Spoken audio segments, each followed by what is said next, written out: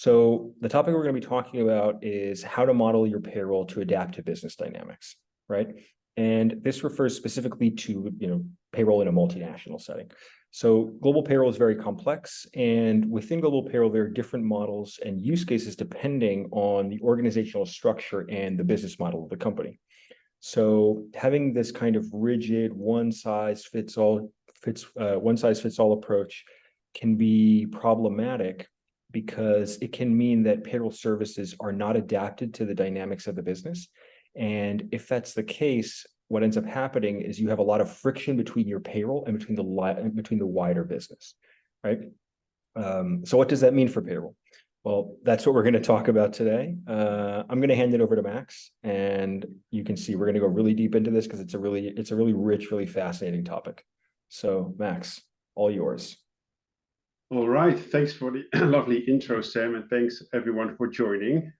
What is it? Good morning, good afternoon, good night. So we've covered everyone around the globe. Yes, so the topic today is really interesting because we're going to speak about how payroll really becomes a partner of the business. And of course, to be able to be a partner of the business, we'll need to understand the business first. So that's what we're going to look at today in terms of different types of business models that you usually see within international businesses, because that's kind of the target audience for today. And most of our clients and the people that we engage with are indeed multi-country. So what we'll do is we'll talk about the four kind of archetypes around business models. We'll then recap that a little bit, go into the levers you can pull from a payroll delivery model perspective, where we'll talk through how that makes up for any type of business, and then we'll talk through the different business models and how you can adapt to that as a global payroll leader, manager, or a practitioner. So I'm really excited for you all to join, because as we'd like to do at Payzaar, we like to elevate the global payroll industry through thought leaderships that goes even beyond our platform and just to educate the market. So I'm really happy that you have all joined today. So Sam, with us, let's introduce those different types of business models. So each strategy that you see here kind of has a X, a Y, and an X. It brings me back to math days actually at school. But we have a global integration layer, which could be low or high, which means there is a global headquarter that either has a lot of influence on how the local delivery is serviced, or has a high or a low influence in it. And then there's local responsiveness to business needs. So you could set a global strategy, but for some businesses, it's really important to also be very responsive to local market conditions. So you would either have a global integration, which is high or low, or have a local responsiveness that is high or no. And that really tries to be sensitive to cost and efficiencies on one hand, and trying to be responsive to, for instance, customer preferences and market conditions across the different regions, countries, and sometimes even within territories within a country. And either responding or not responding to those kind of pressures where you have the cost and efficiency, but also the local responsiveness. That's kind of what determines these four types of multinational strategies. So let's maybe move on to explaining each of those, Sam, because it's really important for us to understand those business needs. Thank you. So the first one is what we call a global strategy, which has a strong HQ control. You see the HQ in the middle as the headquarters, and the S means a subsidiary of that headquarters. And you do see the ties between the HQ and the subsidiary. But an international business using a global payroll strategy kind of willingly sacrifices the responsiveness to local requirements within each of its markets in favor of kind of a strategy that focuses on lower costs, more efficiency, and more standardization. So, this strategy is the complete opposite of the multi-domestic strategy that we'll detail a little bit later. In this strategy, there might be some minor modifications to products or services in various markets, but really the global strategy of this type of business model kind of stresses the need to gain a local cost, economies of scale, and essentially offering similar type of products or services in each market. And we did come up with an example company of this, which is Disney. I'm pretty sure we all know. My family still runs on Disney Plus, watching the wonderful Disney movies that come to life again. So the Disney team really makes sure that it's globally inclusive as much as possible, with only minor tweaks or changes if needed on audience feedback. Sometimes there's a title that's changed, or there is a certain makeup of the music that sometimes is adjusted, but overall it's really a central team that kind of works on their services, which of course we all know what they are. And there might be some local offices due to local nuances or production sites, but it's fairly controlled from an HQ perspective. So there is a high global directive, and there is relatively low autonomy. And low in this respect, in this context, doesn't mean good or bad. It's just the way that the business is run, because it makes a lot of more business sense to have a global directive and to deliver a consistent service with high efficiencies against low cost. So this would kind of be a global business model. Now, if we would move to the next one, Sam, which would be the international model.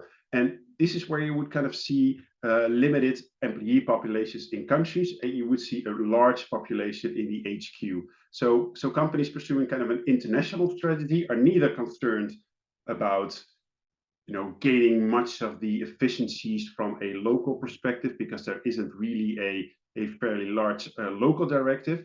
And also not really too concerned about local cultural conditions. It's really kind of a one product from one place being pushed out to any local subsidiary. So they attempt to sell the products internationally with little to no change.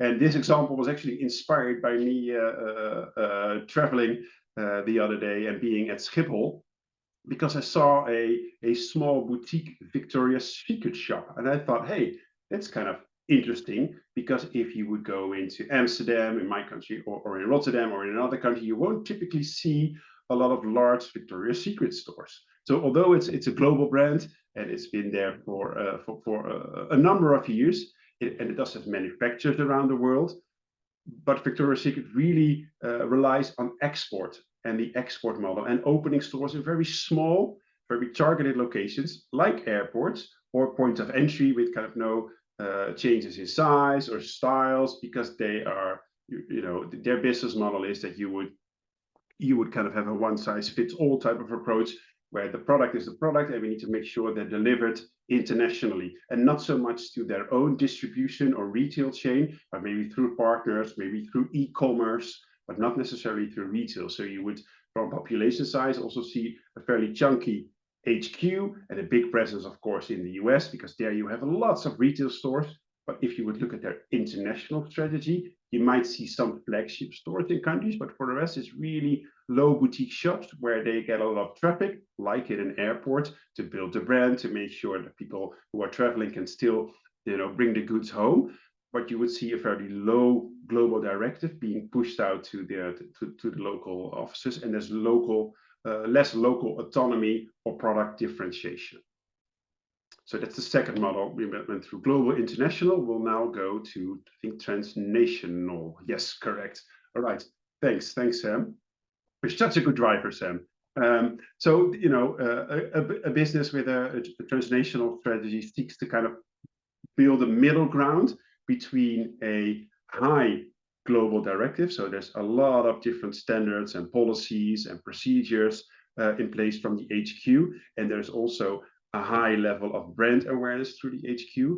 At the same time, they would really want to focus on variations of the products through local presences in the different countries that they're in.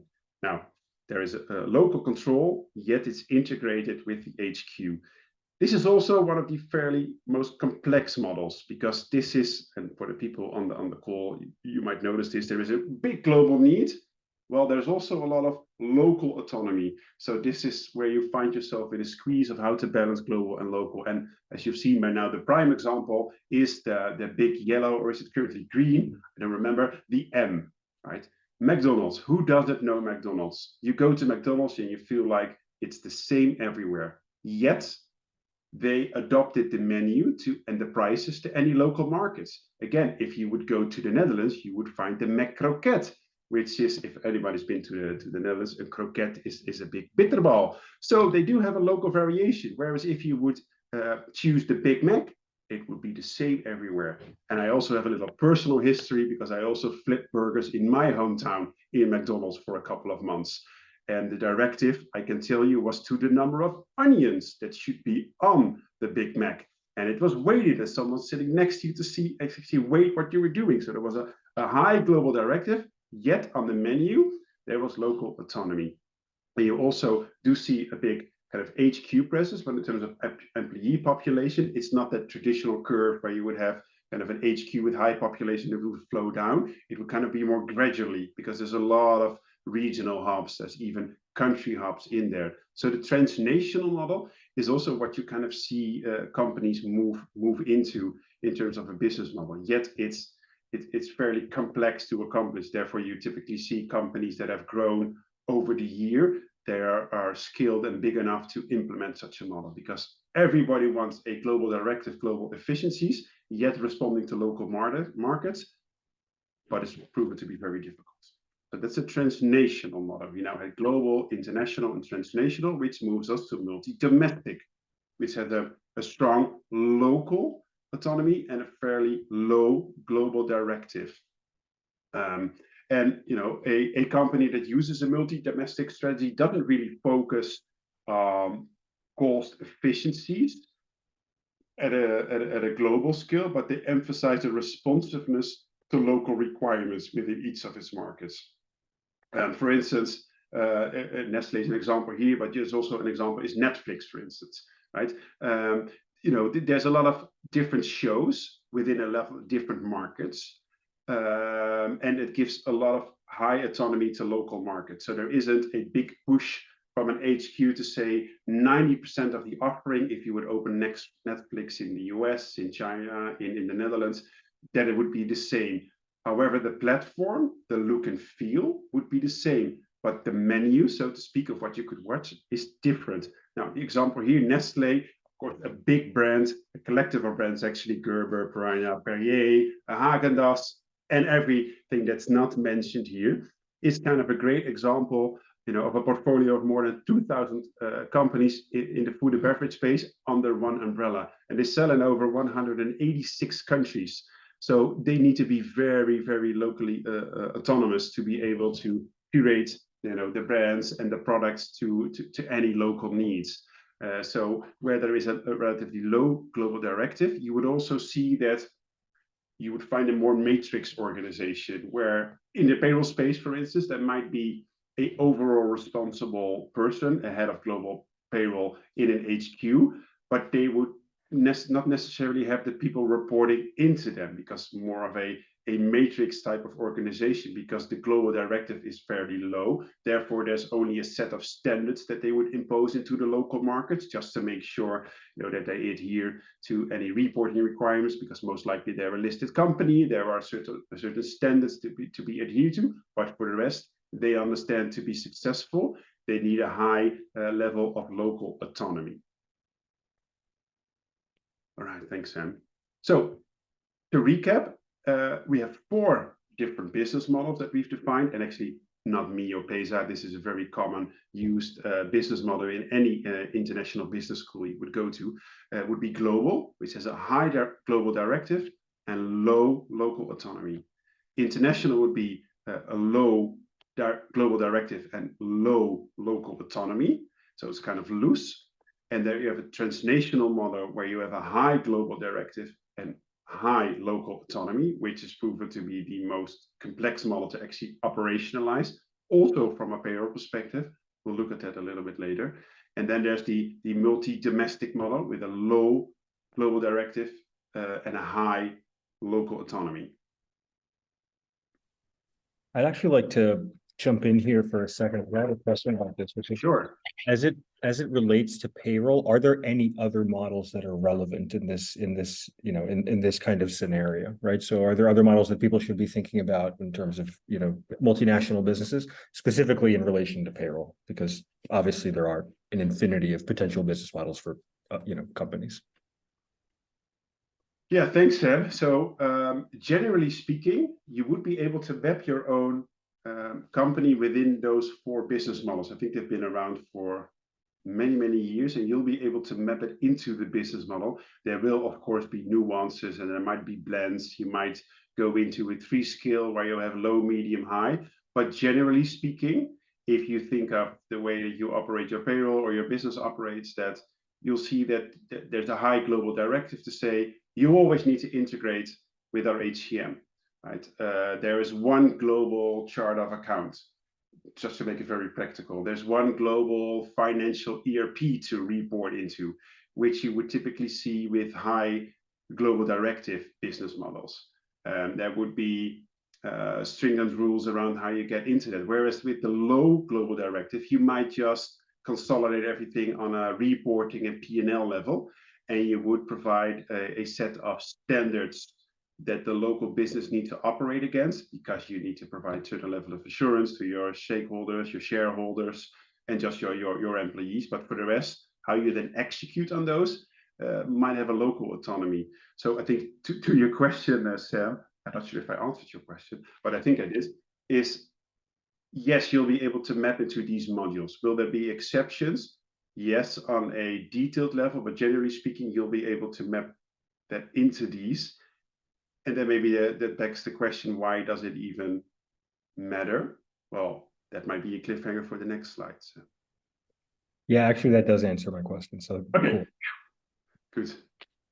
All right. So the question, I think, to the audience is, now we've ran through fairly quickly, in about 18 minutes, I believe, through the 4 business models. So the question is, do you actually know what your business model is of your firm? I do see, I believe, on the participants, there are some service providers on there. There's also some people on there that work in the retail business or in the manufacturer business. Do you know what your business model is? And could you map them to one of those business models that we've just shared? Now, I don't want to be a teacher and give you homework, but I will encourage you to just, when I think Sam and the team will send you these slides, because you also participated, just to take a look at, hey, do I understand my business well enough to be able to map them to any of these models? And then after the webinar, you'll also be able to map what that actually means from a payroll perspective.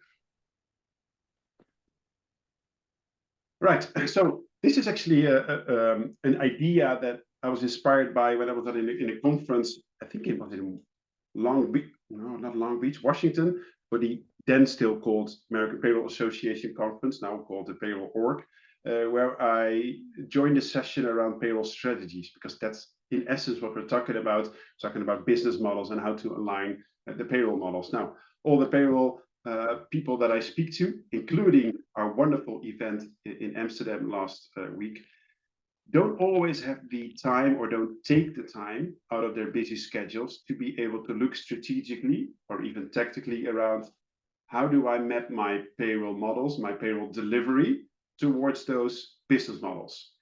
So this is an approach around heads down, heads up, and heads out, where heads down would be more of the operational side, heads up would be the more tactical approach, and heads out would be strategic. Now, if we look at heads down, that's kind of the firefighting mode. And I recognize it's a little bit in payroll week, so some of you might already be either processing the submitted inputs by your clients, or if you're running payroll yourself, you're preparing all the inputs. You'll be heads down, because you'll be crunching the numbers, submitting the payrolls, chasing HR for inputs and clarifications. When you have your heads down, you can't see what's happening around you. So in a heads down environment, you'll also have some trouble to really define what your business model is and how to map your payroll model and your payroll strategy towards it. Now, if you would have a more of a heads up approach, you'll be able to see what's right in front of you, right? You're still engaged in day-to-day activities, but you do have some time to be proactive and identify any issues or any process improvements that might impact your operations. Now, when you have your heads out, you actually see what lies ahead of you, what's not just in front of you or what you're doing today, but what lies ahead of you, which means you spend a significant amount of time thinking about leadership, how to develop strategies that actually meet your business demands. Now, I'd also want to emphasize that being heads down doesn't mean that you're not doing the right thing, but you want to find a balance within your week or month to be able to heads down when you need to be, heads up when you want to be, and heads out when you must be. And if in the end and in the long run you want to be successful within a payroll strategy, you do need to carve out time to be able to really define what the strategies are. So if you find yourself in heads down in your current state, you want to a goal. The one best tip that I got in that same session that I had at the APA Congress is, why don't you just schedule 1 hour a week, and it's non-negotiable. Whatever meeting comes in, whatever fire you need to fight, you don't sacrifice that hour. If only you carve out 1 hour a week just to make sure that you take a step back and sit between that heads up and heads out, trying to reflect, any global webcast you heard about a different model that might be implemented, or any conversations you had with senior leaders and how you can respond to those needs. So if you find yourself only heads down, you'll first of all get a little bit of pain in the neck, maybe even a migraine. So you also need to go up and down. And I believe, Sam, there was actually also a question, but we can skip it. That's perfectly fine. Okay, great. So let's move to the next one. All right. So now we found ourselves in the intersection that we've had our heads out. We understand the business model, because by now you've understood the business model: global, international, transnational, or multi-domestical. And now we need to ask ourselves the questions: what's actually payroll important about those business models? What does a high or low global integration means? And an integration, we're, by the way, not talking about a data integration. We're talking about how globally integrated the business is into the local subsidiaries. And what does local responsiveness means? How important is it to get in and out of countries? How important is it to scale up and down within countries to respond to business need? How important is it to have a certain worker type in one country and a certain worker type in a different country? Now, I think that's what we're going to explore in the next slides. All right. So payroll delivery models. Oh, I love payroll delivery models. I actually wrote an article together with Mira Kostova, who's a global payroll strategy lead at Uber. If you haven't signed up for the Global Payroll Management Institute that now I believe migrated to Payo, do find the article, because we've kind of laid out what this means and how to model your payroll delivery model. So go and check it out, please. But we'll also discuss it today. So there's kind of 5 elements that you always used to look at when I was a global payroll manager, which I've done for the past 17 years prior to joining Payzaar, is look at those 5 key sections within a payroll delivery model, which would be first your processes. Of course, everybody knows what a process is, but to look in terms of a payroll delivery model is how much standardized do you want a process to be, and how standardized does a process need to be in terms of global versus local. This will play into the different business models as well. So a rule is typically that you would say 80% of your processes you want standardized, and you would allow for 20% of nuances. Now, if you would work in a model such as the multi-domestic model, where you have local autonomy, that will not fly. Now, the second section you'll look at is the people. The people meaning, what type of skills does the people need to have? Is there a certain language skill set that you need? Again, if you would have a lot of local autonomy and therefore a lot of local subsidiaries, you might need certain language skills. It also discusses the location of your people within the payroll team. If you have a highly centralized model, you would probably seek for a centralized operations or even shared services in locations that make a lot of sense. If you don't care too much about kind of the cost effectiveness of the people business, you might work with a lot of in-country partners. You might, in a model that kind of has a high global directive and a high local autonomy, you might need people sitting in a central place, while you also need fairly experienced people in a local location. Now, if you look at technology, kind of segregated into 3 different buckets, kind of the HCM space, the human capital management space, where you would either have a central or global HR system, but those would have different deployment. If you would have a Workday instance, and I've worked at a lot of companies who had a Workday instance, and one of them had everything in Workday. It maximized the market standardness of Workday. Every little local nuance was also included in Workday. You would probably see this in a company that has both a global directive and a high local autonomy. You also have some Workdays that are only fairly configured for companies that have a centralized HQ. And for their more remote locations, it's kind of more of a vanilla approach where they would want some static core HR data. They might want to see the normal salaries, positions to do all kinds of reporting. But for the rest, they allow the local businesses to run that in a local platform or within a platform like Payzaar. That's the first bucket, HCM. You would also see the finance ERP. So where you could see a global ERP with a global chart of account where everything is very tight and rolled up. Whereas maybe a bit laissez-faire, where you could say we have local ERPs driving local businesses because there are local P&Ls, and out of that, it kind of flows into a central reporting tool. Now, we've done HCM, finance ERP, and then the third bucket you would see around payroll technology. How much do you want this integrated with those two others? So the HCM and the finance ERPs, and how centralized do you need the workflow or the governance to be? Do you want everything to be connected, or do you allow for local adoption to local business needs? Now, if you go to the fourth section of the payroll delivery models, you would go to the degrees of outsourcing. Generally speaking, there are, I should say this right, 4 to 5 degrees of outsourcing, depends on if you see in-house as an outsourcing. Okay.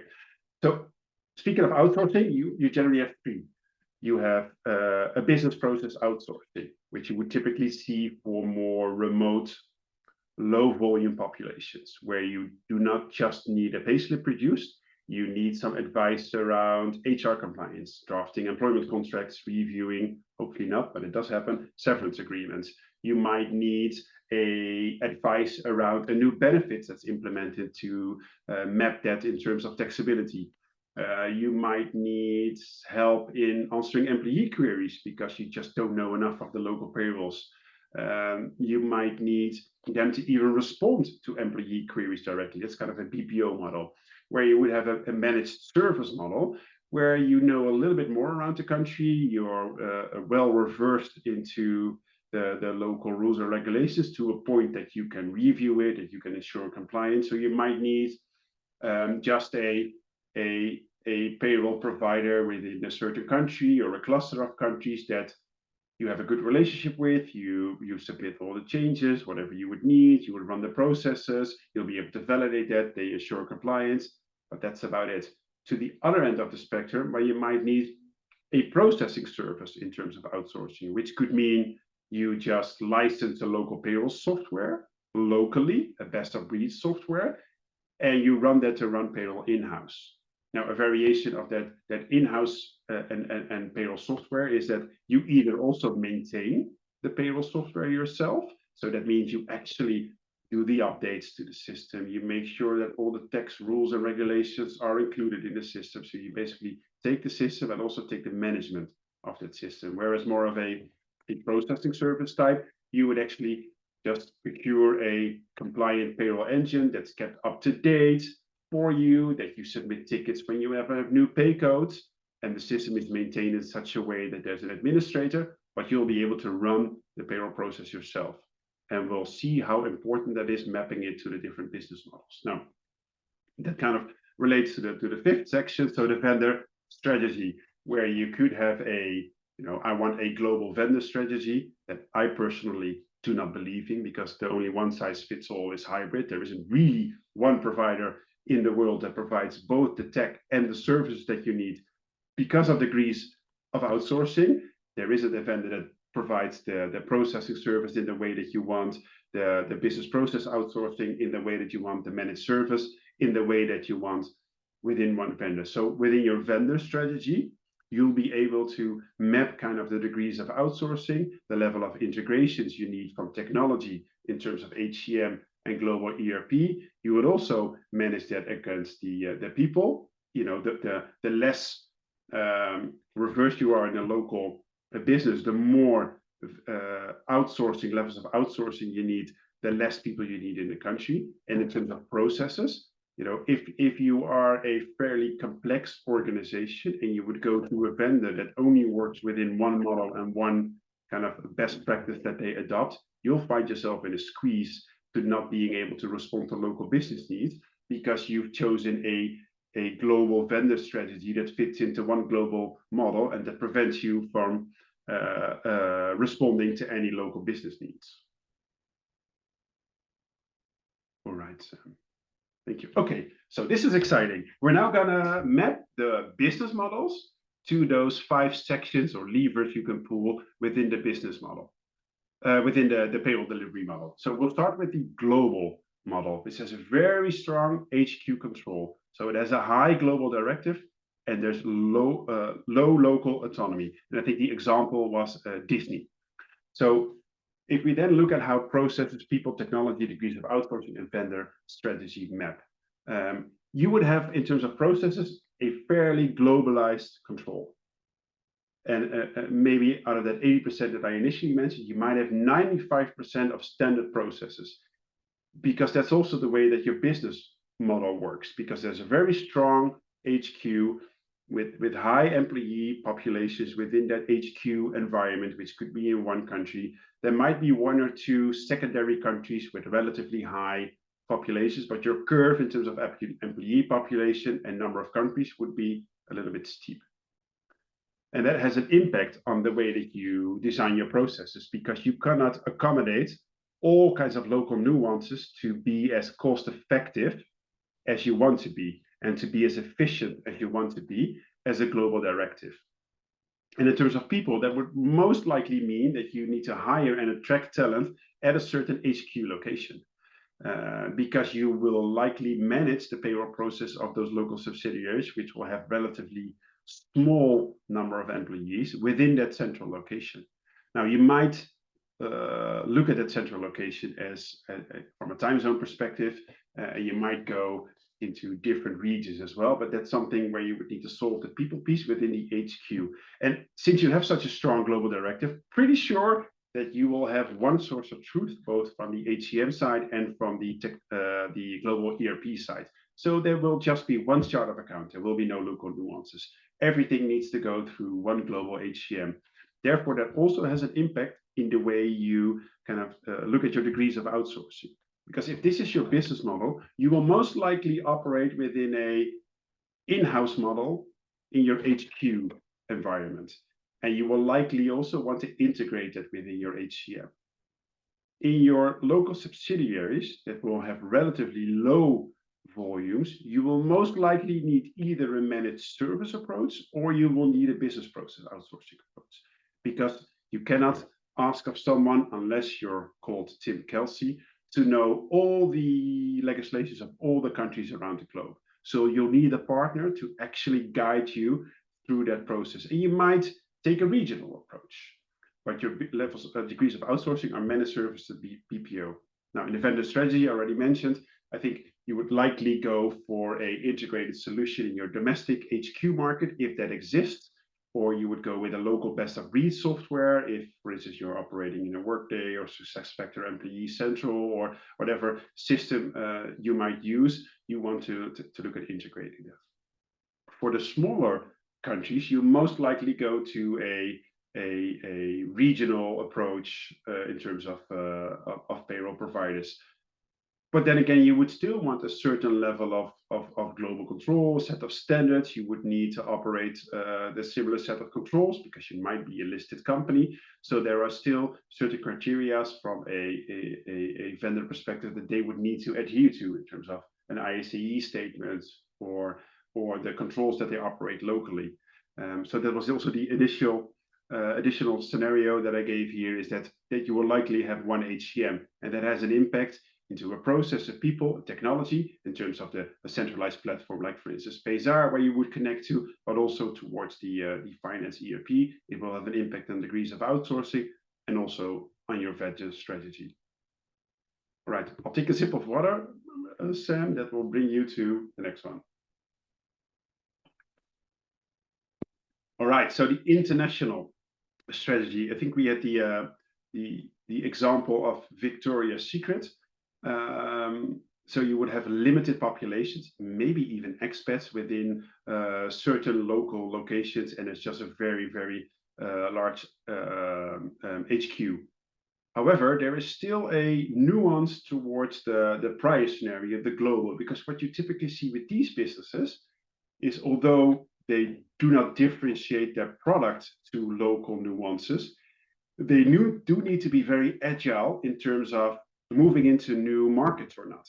Just like if you go into an airport, it doesn't work. Okay, we go out of the airport. It does work in the airport. Maybe we then need a flagship store in a country. The flagship store doesn't work. We might need to go out of the country in terms of a retail brand like Victoria's Secret. So that truly has a big impact in the way that you, let's focus on the degrees of outsourcing and the vendor strategy. It has a big impact in how you design your degrees of outsourcing and your vendor strategy. Because if you're an agile business, you can't be locked into a contract with a vendor to deliver payroll services for the next 3 years. You need to be able to respond quickly to business demands. If the P&L of that local subsidiary in a certain country doesn't prove to be very cost effective or generate sufficient revenues, then you'll be able to get out of the country. Then you don't want to be able to be in a position to buy off a contract for the next 3 years while you only procured 6 months of services. So you would most likely go into a contract with a direct local partner, or a very nicely firm framework with, for instance, the global accountancy firm, where you might negotiate some terms and conditions around entering and exiting countries. So you need to be very agile in your vendor strategy, and you for sure only need business process outsourcing, because you will have very low employee volume. So you will not have an appetite to know everything about a country. You want to outsource to the fullest to make sure you're compliant. They draft you the employment contracts. They make sure you adhere to any local collective labor agreements. And you have BPO and a very flexible, adaptable vendor strategy. Now, of course, that begs the differ to say, within the technology space, you will likely have a high appetite for a platform like Payzaar, because you'll be able to centralize all of your processes, but you will still be able to quickly switch in and out of countries and switch between providers, while it has zero impact in the way that you design your processes.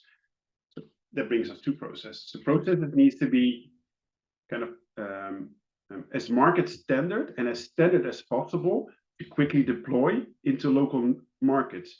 That also speaks to kind of your benefit policies or your salary structures. If those are fairly complex, fairly localized, it becomes very difficult to say, hey, today it's the 12th of October, the 1st of December, I want to open a boutique shop in Ireland, because we're not there yet. If you have very complex processes and very localized benefit providers, it will take you months to procure a benefit platform or to engage with a local benefit provider. It will be difficult if you have very localized processes in terms of controls, in terms of process flow. So you need to have a fairly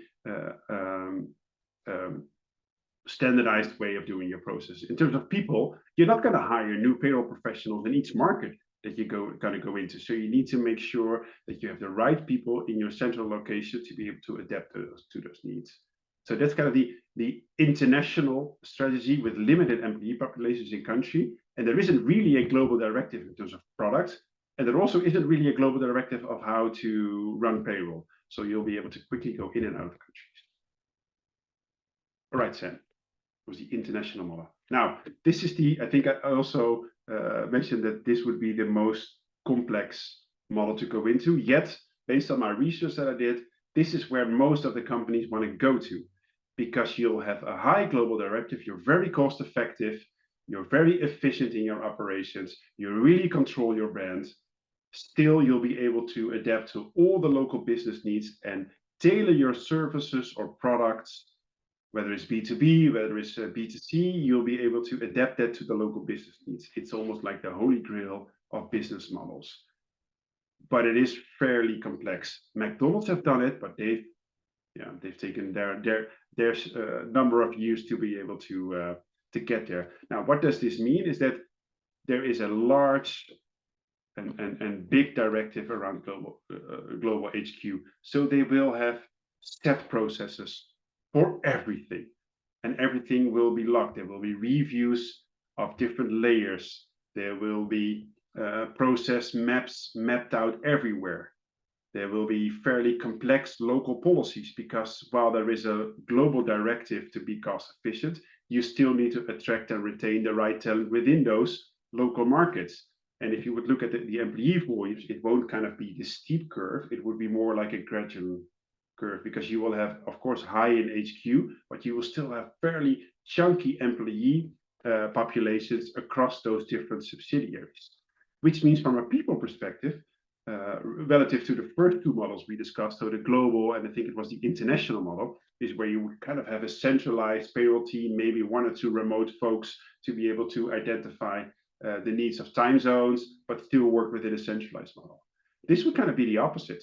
You would have a global payroll leader. You would most likely have regional payroll managers. You would have local payroll managers all reporting into it, which would all be in-house people managing all of those different locations across the country. So that means you have a fairly beefy people organization within the global payroll space. And it also means you need to be able to attract and retain payroll talent, which is, as people know on the call, fairly scarce at the moment. So from a people perspective, you'll have a fairly chunky environment. In terms of technology, you'll have integrations. You'll have integrations from a reporting perspective, from a P&L perspective into your finance ERP. You will have most likely have a high localization within your global HCM, maybe within your global time and attendance or time tracking or leave and absence systems. There will be high levels of localization in a global system, which typically means, and I think that's nowadays a dirty word, customization. So therefore, you also need to find your global payroll tools to be able to accommodate those needs, that you need global demands, global directives, yet you need a local level of control.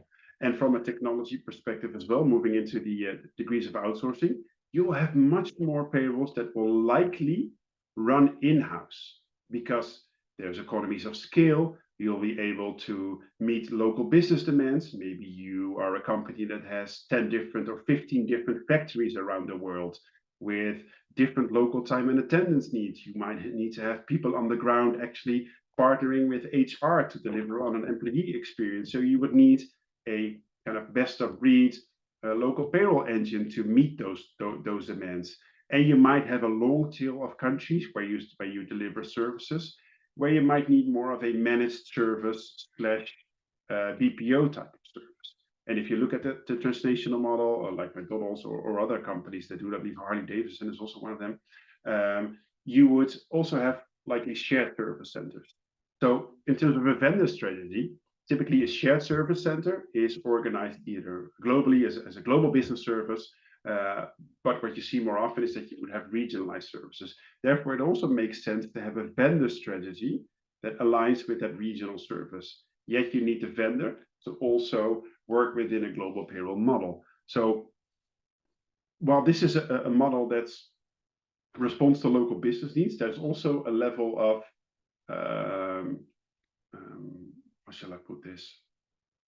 Of continuity within the business. So it's not like the Victoria's Secret model where you would go in and out of country. So you'll be able to engage with vendors in more of a long-term strategy. You'll be able to integrate a little bit more with the vendors into the technology, into the services, because there's not going to be drastic changes within this model because everything is so quickly tied together. So you'll be able to really strategically look at your different vendors from both the service and both a tech perspective. Now, I think that brings us to the final model, doesn't it, Sam? It does, yes. Okay, so the multi-domestic model, where you would have a strong local autonomy and less of a global directive. And the example we gave at the start was Nestle, the Swiss company with the global brands. And the scenario here is that it's relatively centralized, while enabling local flexibility. Now, I think what I mentioned in the intro of the models as well is what you typically see here, and I believe Schneider Electric, also a very big company, operates this model as well, where you would have low global directive, which has its difficulties in terms of reporting lines, because you will have everybody reports to someone, but you have matrix organizations where there might be someone centrally responsible for global payroll, yet the local business owners or the local HR leaders, they will have a big say in terms of how you operate your model. So from a process perspective, you will likely say 50% of the processes are general. And you might say there is a set of controls that everyone needs to operate. So you need to have segregation of duties. You need to have certain input review controls. You need to have certain levels of error logs within your integrations. For the payroll approvals, you'll need your various controls. You need your threshold controls. You need your input versus output validation. Those kind of are a standard set of controls. But then you go to those local markets saying, hey, these would be the controls, the way that you operate them, and the people that you will engage with, and the technology that you'll use, you'll be able to make that autonomous decision yourself. However, you do need to adhere to this set of standards. And I think Nestle was the brand, but I think Unilever is also an example here where there's still a high local autonomy and less of a global directive. In terms of technology, I think it's fairly linked to the international model, where there's also a low global directive. So you would not necessarily see localization within the global HCM, not too much localization within the ERP, but there's still a lot of central reporting needs. So while from a technology perspective, you don't have that directive in the HCM and the finance ERP space, you will see, for instance, like our model, where you would see high degrees of reporting. So you do want some level of cost control, which also relates to the processes you impose and the governance you impose into the local businesses, because you still want some level of control, yet local autonomy. And if you look at degrees of outsourcing within this model, it depends a little bit on the employee volumes. But actually, when I did my research, surprisingly, the in-house model, so either processing service where the payroll engine is managed by a vendor, or you just take the software, you actually also manage any changes, new wage types, new rules, setup, whatever you would need in the engine. You would see this more often in the local payroll software. So then it becomes kind of a squeeze between those global standards that you impose, and you operate in a local payroll system. So you would then most likely need to procure a global technology management platform to be able to consolidate all of those controls and those evidences, while still allowing local payroll teams to run payroll in-house and delivering the actual services. And in terms of a vendor strategy, you would not necessarily look at, I need one vendor, or I need one vendor regionally. Maybe you need one vendor to overlay from a global level, but you would allow the local teams to, again, against a set of SLAs in terms of conditions, but find that local partner that suits your needs the most. All right, Sam. I think that brings us to the summary slide. Yes, where we bring it all together. So the business models, with the two different axes, so the global integration, low or high, local responsiveness, low or high, which brings us to the four different models: the global strategy, the transnational strategy, international strategy, and the multi-domestic strategy. Now, whenever you're in that heads up or heads out approach, take a look at, what does it mean for my processes? What does it mean for my processes in terms of governance that I embed in the processes? What does it mean about my people structure? What are the skills that are required? Managing an outsourced process with a managed service or a BPO requires a different skill than running a payroll in-house on a best-of-breed software. Managing a payroll across different time zones requires different location strategies of the people that you work in. In terms of technology, it kind of opens the question around fit-for-purpose integrations, because although everyone always wants everything integrated, sometimes that doesn't work. I once got a question from a CFO, our chief accounting officer. Why don't we build an integration around our Finnish payroll. I said, my dear friend, we only have two people we pay in Finland. Why should I bother building an integration while there is 5 changes during the year? And then he said, yeah, that probably makes sense. I said, you could give me a budget to build an integration for X amount of money, or we could just do this, have good process controls around it. So you want to look at your fit for purpose technology. Now, in terms of degrees of outsourcing, the business process outsourcing, the managed service, there is no one size fits all. There might be one logo, but there's not a similar type of local delivery that might be there. So really look at your service levels. Again, when I think of the event we held last week in Amsterdam, when we did the networking, it's all about a big balance between local service levels and technology. But technology should always be an enabler for service levels, because in the end, service is what you need. And then you start thinking about, okay, what is our technology? So find the best local services, wrap them around with technology. And that kind of also concludes the vendor strategy. I think with that, Sam, I've been talking way too much. Well, I have that acronym in front of me, WAIT, which says, why am I talking? But I might be handing over to you now, Sam. Sure. Okay. Yeah. No, I'm not going to say you've been talking too much, because it's very, very interesting. I was not bored at any moment of this, so no worries. Okay. So to wrap things up, what I'd like to do is I'd like to talk a little bit about who we are and what we do, and how this discussion of business models and how they influence payroll strategies ties back to technology and systems, right? So what you're seeing here is a diagram of how we deliver global payroll for international businesses. The most important concept here is modularity, right? And what I mean by this is that we've built our platform and our service offering to be completely flexible and customizable, and to allow businesses to implement only the parts they need to address very specific issues in their global payroll, right? Now, this fits really well with the 4 different scenarios Max was talking about and he was describing for us, because the technology can adapt to the dynamics of the business, whatever those dynamics are, right? So there are 2 other concepts that kind of underpin this and that are behind this idea of modularity, which are also very important, which I like to talk about, which are interoperability and source agnosticism, right? And what I mean by this is that the technology is designed to be able to interface with any system, whether that is your HCM or your HRIS or plain spreadsheets, or and this is important, country-specific HR and finance systems. And I think you can see where I'm going with this, right? So what's going to happen is in businesses where you have a high degree of local autonomy, you're going to have a lot of variability between countries in terms of the solutions that they're going to be using, right? In terms of processes, and especially in your data model. And you need tools and providers that are able to accommodate that, right?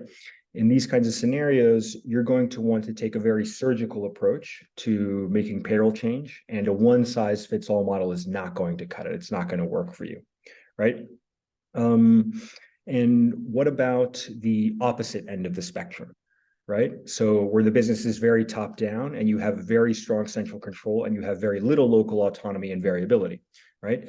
In that scenario, what you're going to need is the ability to actually reinforce those dynamics and facilitate that kind of global integration and that elevated level of global directive, right? So what I'm talking about here is that your underlying systems, your payroll solutions, your technology have to reinforce and they have to marry well with whatever the dynamics of the business are. If they are unmatched, what is going to happen is you're going to have a lot of friction between them, and that's going to cause problems for you, right? These are 2 very different use cases, right? So modularity, interoperability, and system agnosticism are the key to be able to find that balance between central governance and centrally mandated policies on the one hand, and that local autonomy on the other, right? And I can think of a very practical example here, which is what kind of providers do you use to process your payroll, right? So if you're in an organization that has a multi-domestic strategy, an aggregator model is going to cause you a lot of pain, because if the people processing your payroll are located in an offshore service center somewhere, they're not going to have that level of specialized local knowledge that you need to accommodate the variability that you're going to have in your payroll landscape. Right. So in that kind of scenario, you're going to be much better suited with, best in breed local providers, for example. And Max, would you add anything else to this? No, I think you've explained it well, Sam. I think this kind of shows the adaptability and modularity to fit to any business need. You might have a what do we mention, a global reporting need and a global kind of governance requirement only. But you might need to be very responsive to local business needs in terms of your vendor, like the Victoria's Secret example. But you might also have a mixture, most likely, of in-house managed service and BPO models. And once you go into the different service levels and different vendors, it's kind of difficult to have that global integration. So I think that's what we, of course, do very well, is that it's agnostic to not only a service level, but also a vendor. And it interoperates with any input source or output that we need to add it to. Because if you have businesses with a high local autonomy, they will most likely also operate their own financial ERP. So if you then have a system that's integrated to a certain set or one ERP, you'll be missing out on the rest. So I think it kind of gives you flexibility and options. So thanks, Sam. Okay.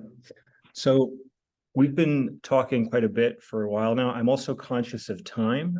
We're coming up on an hour, but we still would like to do Q&A. So if you have questions, now would be the time to ask them. Actually, I'm going to go back to this previous slide because I think it's prettier to look at.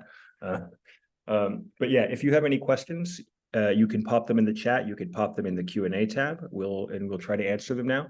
And if not, then we will wrap up here. So let's see if anyone has any questions.